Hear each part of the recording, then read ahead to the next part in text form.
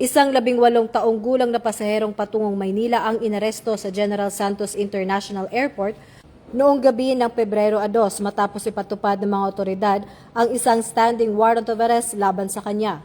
Ang operasyon ay isinagawa sa koordinasyon ng General Santos City Police Office, Police Station 7 at ng PNP Aviation Security Group matapos matukoy na ang suspect ay may nakabingbing kaso at papalipad na palabas ng lungsod.